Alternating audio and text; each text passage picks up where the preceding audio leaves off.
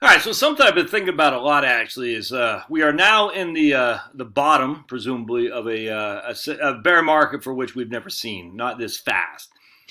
What happens when we run retirement plans today going forward? And I want to analyze that a little bit because I think this might lead you to be more pessimistic than you need to be. So let's go into this. All right, we're gonna use Diane from Minnesota, Diane sample, and I just want to share with you what's going on with old Diane here. Sorry, so basically Diane, she owns a house, 150,000 bucks. There are her property taxes. There's her insurance. So basically costs 3,000 bucks a year to maintain roughly. She has an investment portfolio that just got hammered. We're just going to say it's all in an IRA, $253,000. All right. She has 8,500 in bank. We'll just make that bank account, boink, and we will make that Diane. There you go. All right, so her goal was to retire next year at March of 2021. All right, and if she were to do that, she maintained her health insurance, a Cadillac plan is what she said, and she's inclined to keep it because like literally nothing out of pocket.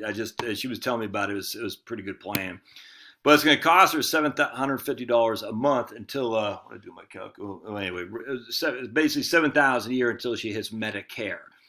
And then once you go on Medicare, she'll have her Part B, Part D, and then she'll have a supplement. And we're just saying her whole out of pocket with supplement will be $2,000. All right, so basically that's a big expense for sure. She also wants to take these vacations until she's 20 years from now, until she's 80, at a clip of $8,000 a year adjusted for inflation. And she said that might be on the high end, but be that as it may. I just want to show you something here. All right.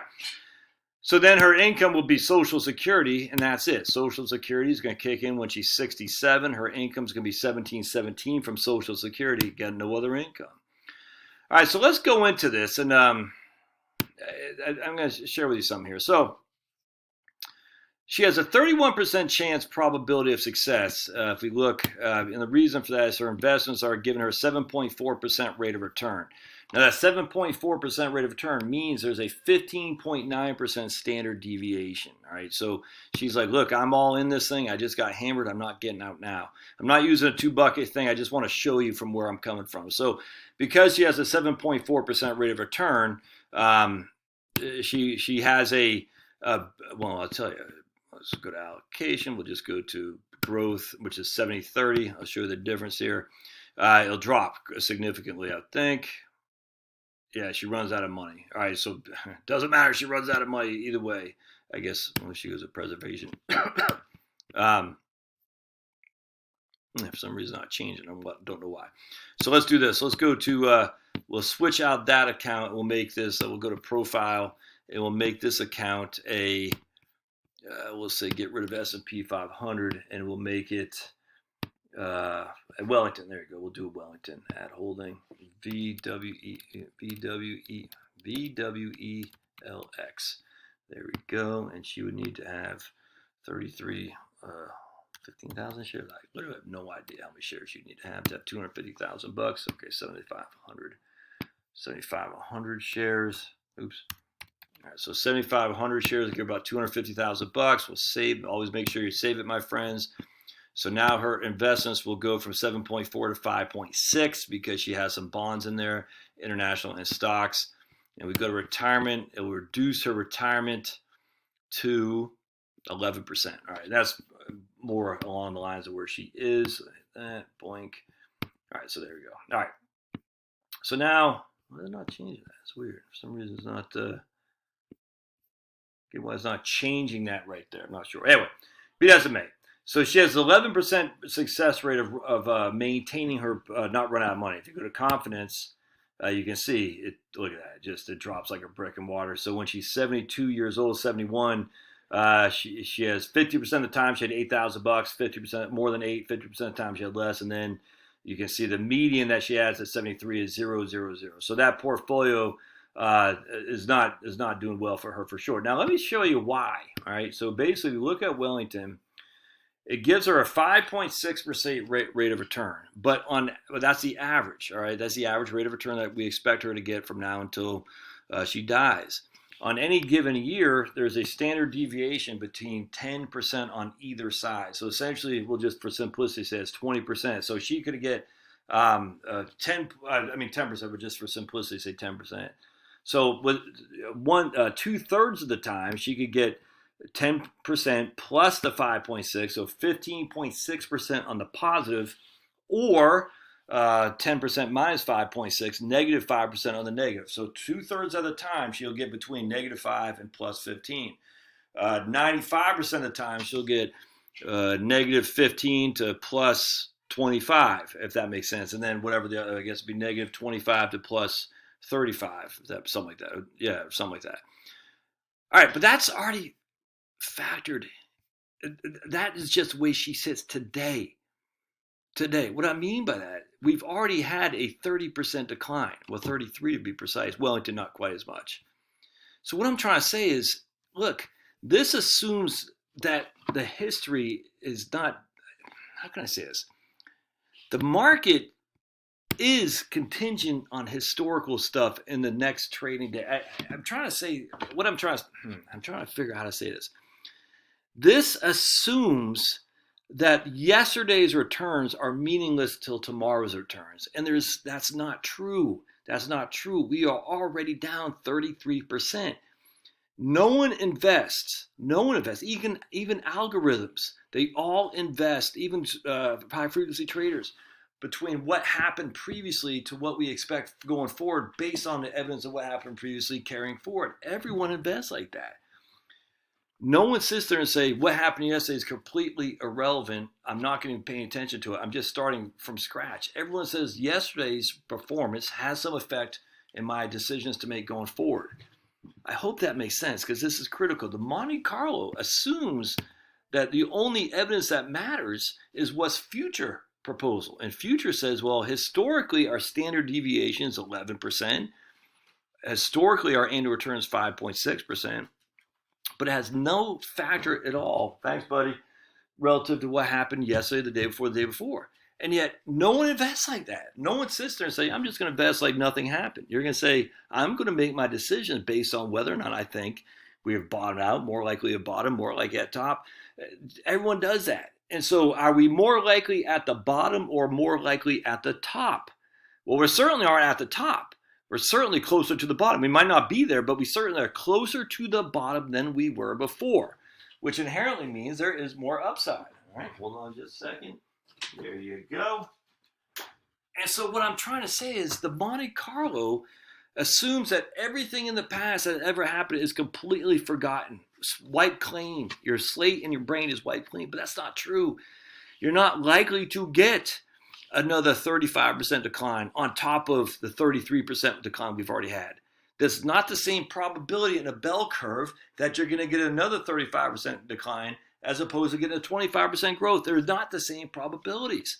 It's just basic common sense, man. You're saying, I'm already down 33%. Am I going to be down another 33%? That is not just as likely as I will be up 33%. It's not. It's more just as likely that it will be up 33% by a significant factor relative to what it was in the past, or relative to being down. I hope that makes sense. At some point, the market says, I can't go down anymore, because we know for a fact the low is zero. We know the market lowest is zero. At some point, it can't go beyond zero. And yet, if you look at these Monte Carlo simulations, they assume that it is a even distributed bell curve. Distributional bell curve, that it could be down 33% just as likely as it could be up 40% or something like that. But that's just not true, because we've already been down 33%. And then it could be down another 33% just as likely as it could be up 20%. That's simply not true. I hope that makes sense, because it's critically important to understand. You don't want to change it, because then what are you going to do? But what I want to show you, all right, so look at this. So now she is sitting on, 11% probability of success. Now, why can't I change this over to 100% stock? It's weird. Lately, it's just not working. I mean, not lately. Every now and again, it doesn't want to work here. I don't get that at all. That is weird why it's not kicking in. Nah, be it as it may. I'm doing something wrong. I'm not sure what it is. All right. So let's go back and say this is before she got crunched. All right. Oh, man. So before she got crunched, we're going to say she lost $100,000. She's down 33%. We'll just use that for an example. So now we're going to say she has 12,000 shares. Will that give us 352,000? We'll say 10,500. There you go. So we'll say we are sitting here at 10,500 shares, which gives us 353,000 bucks, if that makes sense. All right. So what the retirement look like now? And this will make simple in a second. Look at that, changes dramatically. Like Diane told me today, that $100,000, in her case, it was like 50,000 bucks. It was the equivalent of 2 years of income. 2 years of income. So the issue is, she's not retired today. She's not. By the time, and that's what I told her, I said, man, if she does have 3 buckets, I said, look, she got 2 buckets of cash, 3 to 5 years in a Vanguard Target Retirement Fund, Retirement Income Fund, and the rest in the Total Stock Market Index. I said, so basically within 5 years, the money that you have in the Total Stock Market Index, in my opinion, there's a good chance that might be double what it is today. If you look historically speaking, when the market gets pummeled, it goes up significantly pretty quickly. This is why you can't miss the gains, because you could miss a pretty significant increase. Now, I'm telling you, it could go down, but the markets aren't as an evenly distributed bell curve. They're not. They always are geared towards the positive, not the negative. I'm just telling you. So if we go back to where she doesn't have to take this money out, right? It changes by a factor of 6, her retirement.